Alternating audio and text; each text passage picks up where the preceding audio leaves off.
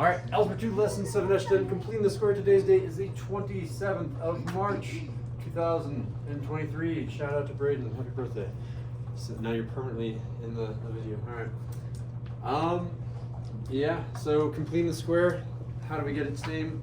It's from doing that goal of trying to solve for x, but x is trapped. So let me start with an example.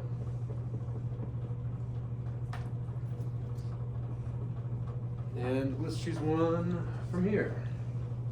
Let's go, oh, I don't need one of those.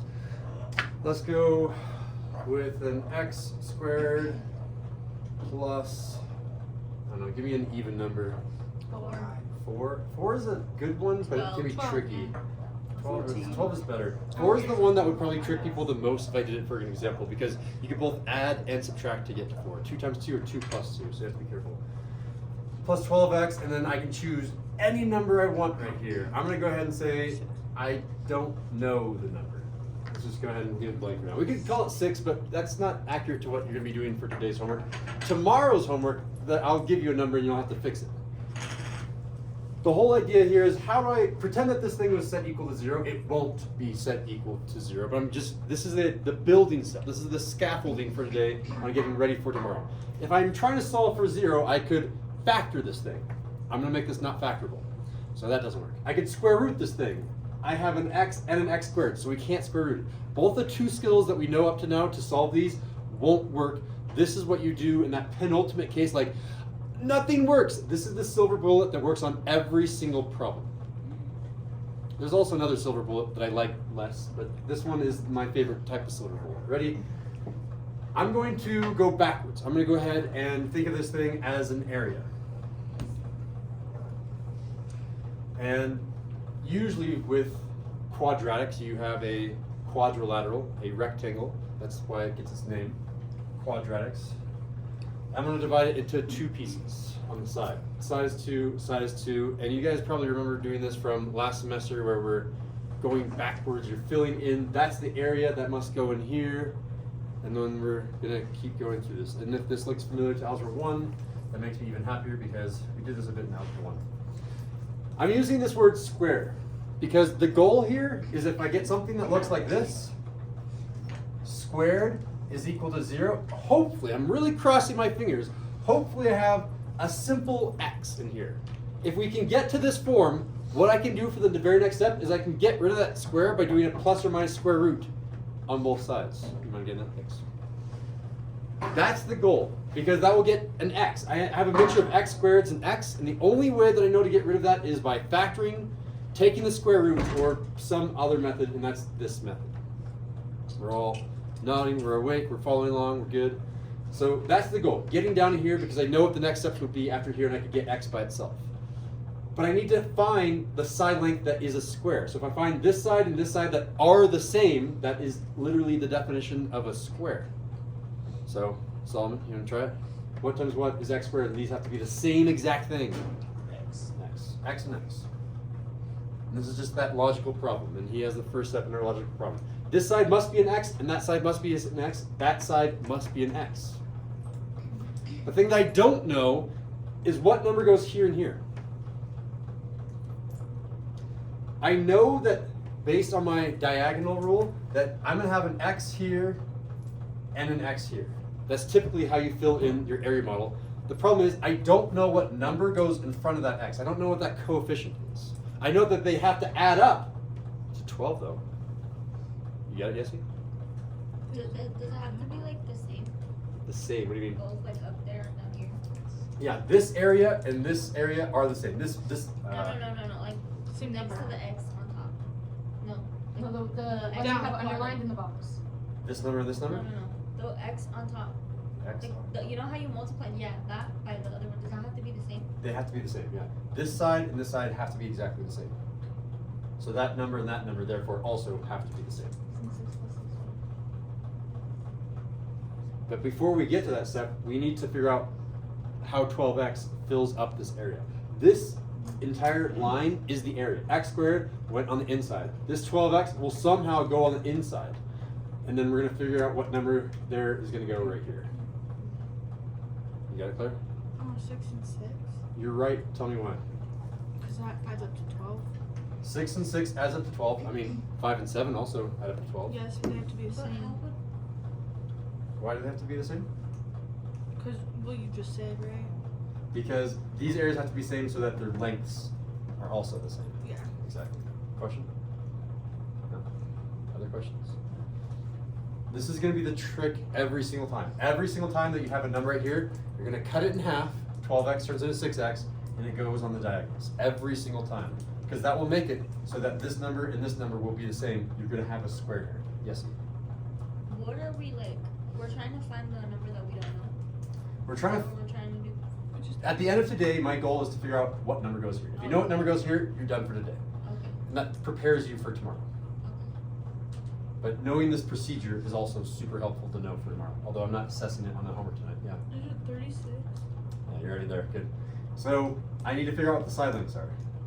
This side length times x should give me 6x. So this side length has to be a positive 6. Positive 6 times x, 6x. We all nod our heads. Yeah, easy. This side length has to be the same. This is a plus 6. Which means, what am I multiplying to get this area? I'm multiplying x plus 6 times x plus 6. So as an intermediate step here, I'm going to move you down a little bit. That's still my goal. My goal was still to get something in parentheses squared, hopefully with an x right there. What I'm telling you right now is I have an x plus 6, and I'm multiplying that by an x plus 6. And that gives me this area that I started with. This is the area x squared plus 12x plus some unknown quantity. And we can now see what that unknown quantity is. Claire's already said it out loud. Can someone else quietly raise their hand? What's that missing piece that would complete the square if I added that to it? 3, 4 people know, 5 people know, 6 people know. Let's give it a rip. 36. 36. How'd you get that? 6 times 6. 6 and 6 makes 36. The thing is, I didn't have that. So what I need to do is I need to add 36 to this side. And I would technically add 36 to this side, but again, today, we don't have an equal to 0. So I can't add to both sides if there's no equal to sides. So 36 is the number that completes the square. Question? When it comes to like the homework check or the quiz on this, do you need to show all of that work? There is a faster way, but you need to show some work. Okay, so like if I don't draw the square, I just show like these two numbers add to the middle term and then these two multiply to the last term. You're not gonna be like, No, that's fine. okay. Yeah, I can show you a faster way after this. This is the logical way that I typically do it, but there is a better way. So yeah, 36 is the missing term. So 36 is the answer, but just to prepare you for tomorrow, finishing this off, x plus 6 times x plus 6 is the same thing as x plus 6 quantity squared. So that's kind of where I'm gonna end the new stuff. Let me show you an example that you'll see on the homework tonight. And I think I'll also show you the really fast shortcutty way if you like that too. Example 2. This is what you'll actually see in the homework. What number completes a square?